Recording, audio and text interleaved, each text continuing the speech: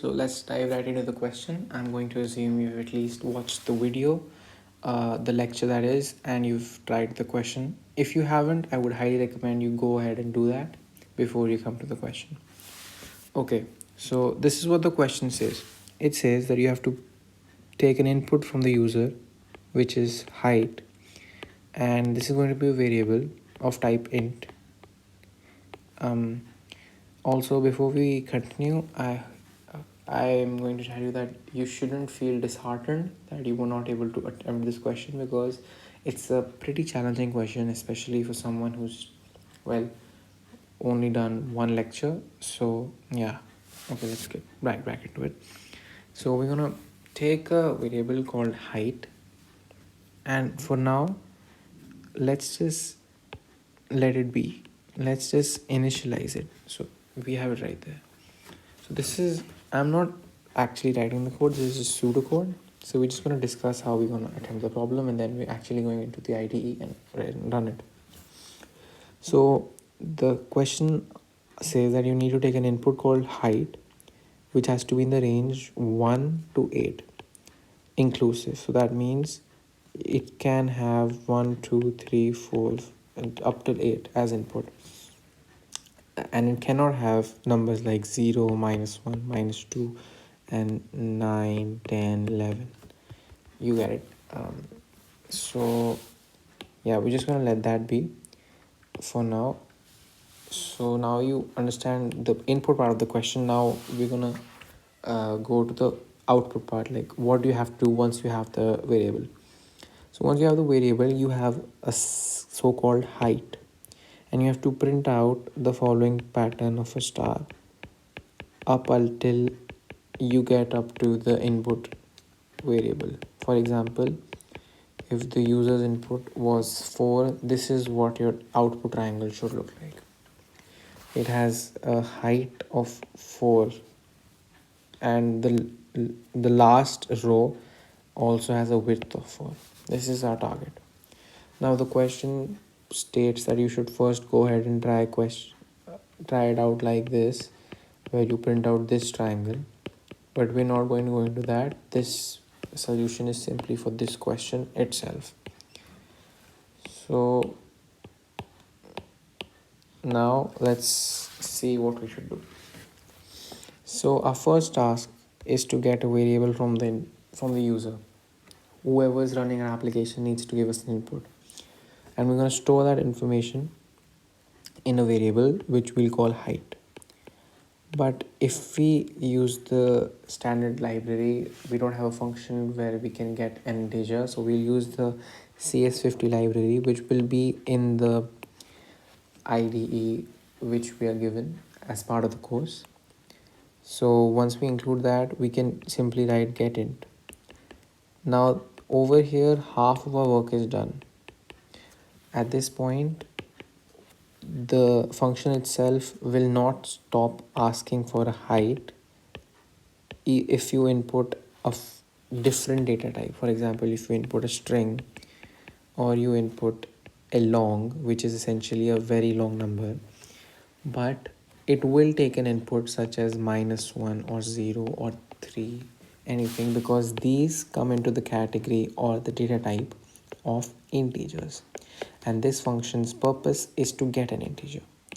So what we'll do is we'll make a do while loop. What this loop basically does is it'll run a specific line of code up until this while statement is true. So what that basically means is that we're going to tell our computer to do this task. Let's just call it XYZ, when a certain condition is true. If this certain condition is not true, it's going to keep doing that. This might be a little confusing for you because it is literally the first question you might attempt, but you'll get a hang of it. So now let's actually implement it. So this is what it looks like. You're going to tell C, or the computer, to do, where we're going to take height as an input. We're just going to say get int, and we're going to say please give a height, and we're going to add a semicolon, which is very important. Then we're going to close this set of parentheses or a curly bracket, as this is the do part of our loop. This will be executed no matter what. This will be executed every time up until our while condition is true. So what should be a while condition in this case? We want a user to input a number between the numbers 1 and 8 inclusive, not a negative number or 0, and not a number higher than 8. So we will say while the height input by the user is either less than equal to 1 or the height input by the user is more than equal to 8. In C, we don't have the OR keyword, so we use these two lines. I don't know what they're called, but they're on your keyboard. So we're just gonna do this instead of this, all right? So what this does is, let's assume we'll go through an iteration. Let's assume we start a program, we write make whatever your program's name is, and we do dot slash whatever your program names is. So at this point, this do function will always be executed, and the user will always be asked for a height. They will have to enter an integer at this point. If they enter any other data type, for example a string, the function, this getInt function, will itself tell the user to do it again. But in the case that it's less than 1 or more than 8, it will check this condition. If this number is less than 1 or this number is more than 8, it will say no, we're not done yet, go back. It will keep going back until this condition becomes true. That is, sorry, I'm so sorry, until this condition becomes false. When the height is in this range, for example, if the height is equal to 5, then this condition will be false, and it'll print out 5 hashes right here, and then it'll go to 4, then it'll go to 3, then 2, and then 1. This is our goal from this one input. This might seem daunting right now, but trust me, we'll all be able to do it. So the first step is to actually visualize what's going on. When you see a line of code like this, or rather an output, you have to ask yourself, how did we get here? How did we get to a triangle which is essentially rotated 180 degrees from a standard right angle? To print a triangle in such a fashion, we'll have to count the number of digits it's displaced from this point, the start of your line. So if the max length of this is 3, then we have an empty space here, we have an empty space here, and we have an empty space here. So that means the first line of code, and I'm so sorry, at this point the height is input as 3. Okay, so the first line of code shows that there are 3 spaces, rather 2 spaces. These dots indicate empty spaces, and then there's a hashtag. In the next line, a space is reduced and a hashtag is added, as you can see here. Let's see it with another example. For example, if the input is 4, we're going to make 4 hashtags, and it'll go up 1 to 3, then it'll go to 2, and go to 1. So right now the max is 4, then it goes to 3, then 2, then 1. If the last line is 4, the top line is 3. And the previous case, when it was 3 in the bottommost line, the top line was 2. This 2 indicating and this 3 indicating the number of spaces. So can we perhaps conclude from this that the number of spaces will always be equal to the height input by the user minus 1. If you're having trouble understanding this part, go back and watch it again. This is really important for the purpose of this question. Now, at this point, we have a height, let's say 4, and we have the number of spaces, let's say 3.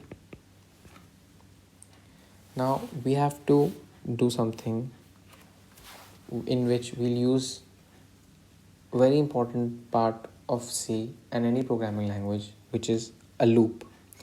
We will use a for loop, and we will use 3 of them. So before we go into that, I highly recommend that either you watch the lecture again to get a better grasp of what for loops are, and if you're comfortable, then we'll continue.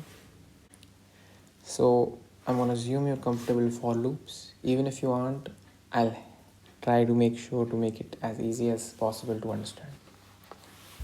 So the basic syntax for declaring a for loop is something like this. You write for, then you write int I, which basically indicates that I is a variable, which is an integer, and we give it a value of 1. I'm going to explain why in just a second. And we add a semicolon. Then we write till I is less than height. We're going to increment height by 1, I plus plus. Again, so we have a variable with the data type of int, which has the value of 1. This value is being assigned to this variable. We're going to loop through from here to here, whatever is in the code, whatever's in this for loop, will run till this 1 is less than this height. For this example, let's assume it to be 4. So it's essentially for I is equal to 1 in a range 1 to 4. I hope that made it easy to understand. Now, in this range, what we're going to do is, this is the first part of our loop. This loop will essentially help us to get from the left hand side, from the top to the bottom. So if we simply did printf I and then we added as a percent and then we added I and maybe a new line character as well. I'm sorry, this is a bit difficult to understand, but essentially that would output 1, 2, 3 and 4 just like this. So a new line will be made every time because we used \n, and we're printing out I up until it's equal to 4, or it's less than 4, sorry. So the 4 will not be printed. I hope that was a bit easy to understand, and now you're more comfortable with for loops. So now going back to the question, the for loop will help us get all the numbers in a column. Now going through them in rows, for that we'll have to use another for loop inside this one. So you're going to nest a for loop. What we're going to do is we're going to make another for loop from starting from an integer j, and we're going to set it to 0. This will start from 0 so that it is always less than I. Hope that's easy to understand.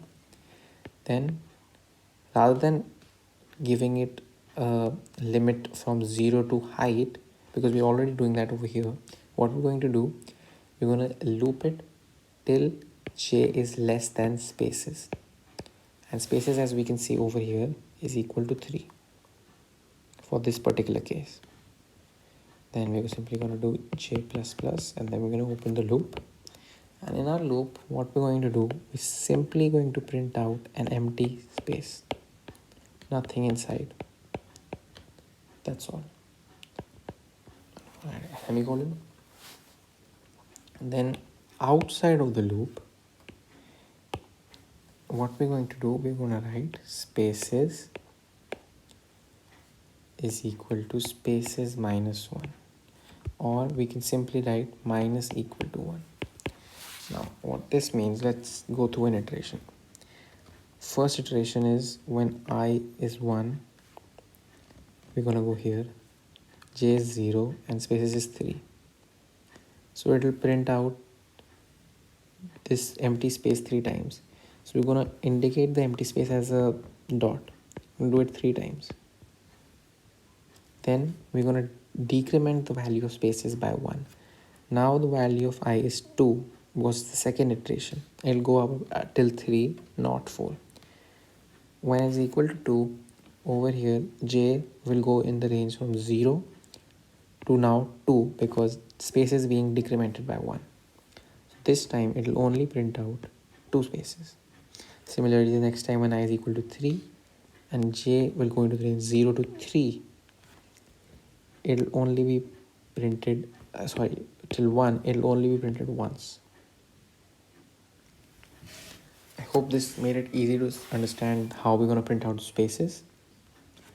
Now what we're going to do is, after we're done with spaces, an important part, which is the key part, is to actually print out the hashtags, which make the Mario ladder. So we're going to start another for loop. But this one is not for the empty spaces. This is rather for the hashtags. So we're going to say int k, because we need to keep them all different, right? So now we're going to give this k a value of 0 as well. We already discussed why, because it has to be less than I. And we're going to say till k is less than I actually. So now you know why I gave it a value of 0, because otherwise if it was 1, this would never happen. This would never run. I'm going to say k plus plus. And we open another bracket. And over here we're simply going to write print f. Let me just remove this one for later. Write print f. We're going to say hashtag inside a string.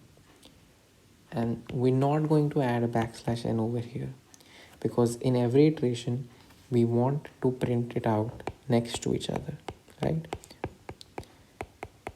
We want it to go like this. We want it to be next to each other rather than underneath or above each other, however you want to look at it. So that's why we're not going to do a new line character over here, but right outside of this loop we're going to write that. We're going to write print f a new line. Why we're going to do that is essentially, after we're done printing these 2 characters, we don't want to print the next, for example, 1 blank next to it. We want to print it out in the next line. Therefore we're just gonna write printf new line, and we're gonna end the father or the parent loop right here. I hope this was easy to understand, and if it wasn't, I'm going to go through the coding part of it now, and maybe looking at it in action will help you.